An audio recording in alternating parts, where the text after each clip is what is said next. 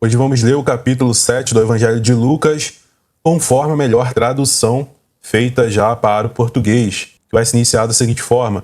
Aí, quando ele concluiu todos os seus dizeres ao ouvir do povo, ele entrou em Capernaum. Ora, o escravo de um certo centurião, a quem ele muito estimava, estava doente, à beira da morte. Aí, quando ouviu falar de Jesus, ele enviou uns anciãos dos judeus a ele, pedindo-lhe que fosse salvar o seu escravo. Quando chegaram a Jesus, começaram a suplicar-lhe com insistência, dizendo: aquele para quem farás isto é digno, porque ele ama a nossa nação. Ele mesmo construiu a nossa sinagoga. Aí Jesus foi com eles. Quando já estava perto da casa, o centurião enviou-lhe amigos, dizendo a ele: Senhor, não te incomodes, porque não sou digno de que entres debaixo de meu telhado. Aliás, nem ainda me considerarei digno de ir a ti. Basta dizer uma palavra e meu servo será curado, porque eu também sou homem sujeito à autoridade e tenho um soldado sob meu comando. Digo a um vai, ele vai, e a outro vem, e ele vem. E a meu escravo faz isto, e ele faz. Ora, ao ouvir essas coisas, Jesus maravilhou-se dele, e virando-se para a multidão que o seguia, ele disse: eu vos digo, nem mesmo em Israel tenho encontrado tamanha fé. Quando os enviados chegaram de volta a casa, constataram que o escravo doente estava são. Bom, aqui a gente vê uma situação bem interessante, né?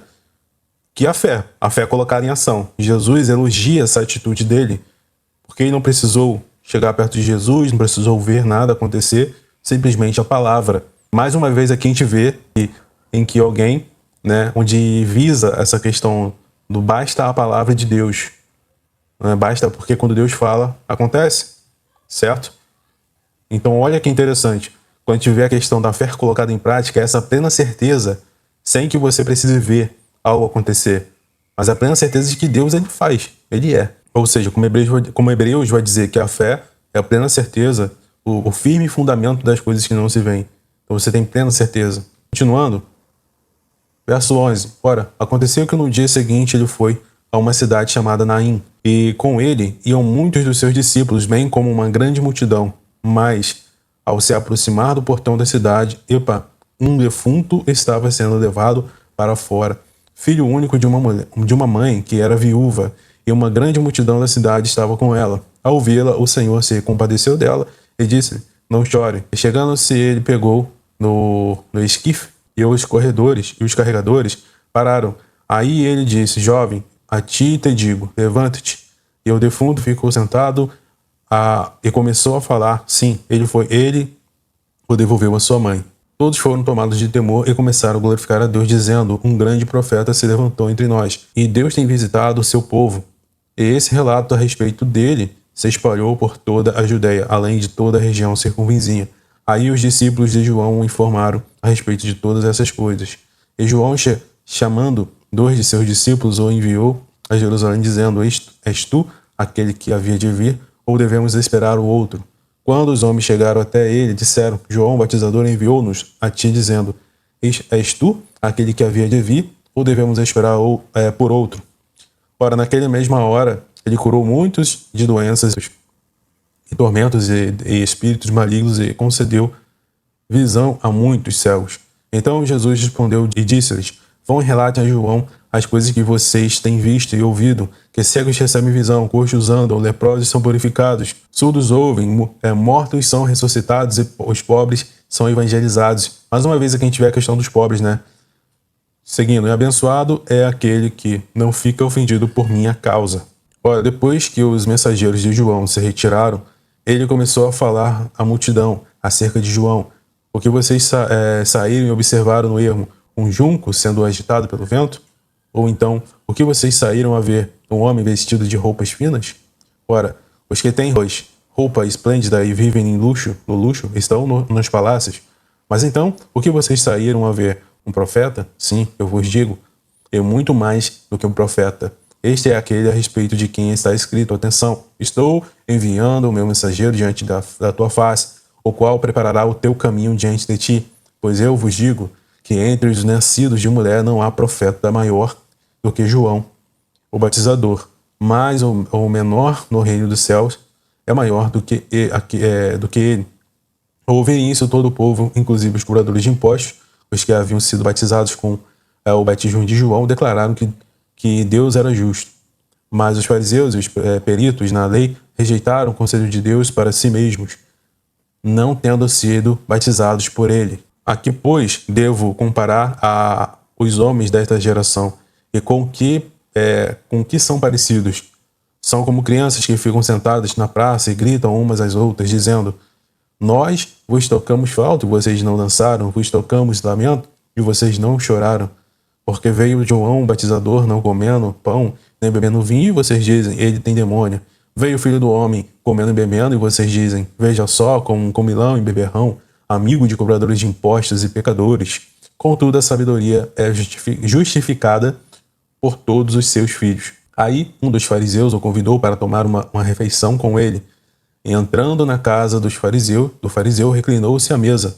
Com isso, uma mulher da cidade, que era pecadora, ao saber que ele estava reclinado na casa do fariseu, ela trouxe um frasco de alabastro com um perfume e parada atrás de Jesus e seus pés. Chorando, ela começou a molhar-lhe os pés com suas lágrimas e ficou enxugando-os com seus cabelos, e ela ficou beijando seus pés e ungindo-o com um perfume. Enquanto o fariseu que o havia convidado observava aquilo, ele dizia consigo: se este homem fosse profeta, ele saberia quem está tocando nele, que tipo de mulher ela é, pois ela é pecadora. Vê que no contexto aqui, as pessoas estavam achando que Jesus era um grande profeta, se levantou um grande profeta entre nós. Conforme a gente leu aqui no contexto, e aqui o fariseu continua dizendo: ele é um profeta.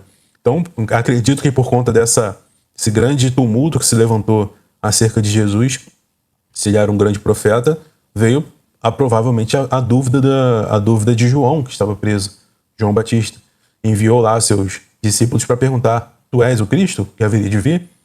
Então, veja que no contexto a gente consegue extrair isso, né, com uma tradução mais adequada. Aí Jesus reagiu e disse-lhe: Simão, tenho algo a dizer-te. E ele disse: diga, mestre, diga. Um certo credor tinha 2 devedores. Um devia 500 denários e o outro 50. Como ele não tinha com que pagar, ele perdoou a ambos. Então me diga, qual deles o amará mais? Aí Simão respondeu e disse: suponho que aquele que mais foi perdoado. E ele disse: julgaste bem. Então ele virou-se para a mulher e disse a Simão: vês tu esta mulher? Entrei em tua casa. Tu não me deste água para os pés, mas ela molhou os meus pés com suas lágrimas e os enxugou com os cabelos de tua cabeça. Tu não me deste beijo, mas desde que entrei ela não para de beijar meus pés. Tu não ungiste a minha cabeça com óleo, mas ela ungiu meus pés com perfume. Portanto, eu te digo, os muitos pecados dela têm sido perdoados, porque ela amou muito. Mas a quem pouco é perdoado, esse ama pouco. Provavelmente essa mulher, ela, por receber esse título de pecadora, talvez era uma meretriz, uma prostituta, algo nesse sentido, né? E você observa os 2 parâmetros, né? O religioso, aquele que pode ser chamado hoje do grande religioso, aquele que é querido nos púlpitos, né? O que é bastante convidado para pregar em igrejas e tudo mais, e por aí vai. Então você imagina esse fariseu como uma pessoa desse tipo, como uma pessoa desse naipe. E você imagina, do outro lado, a pessoa, né, da mulher pecadora, né, provavelmente uma prostituta. E qual a atitude dos 2 diante do Cristo? Um recebe ele na sua casa, mas desdenha dele, trata-o como menor do que qualquer pessoa que visitasse na casa dele um dia comum, sabe? Não ungiu, não lavou os pés dele, não ungiu, não saudou corretamente, formalmente, ou seja, era provavelmente um convite assim totalmente com desprezo, certo? E a mulher, como o próprio Jesus fala, o que ela fez? Né? Reconheceu quem ele era, o Cristo, né? E fez o que fez. Quem foi mais perdoado? Né? Quem foi mais aceito e recebido no reino de Deus? O religioso?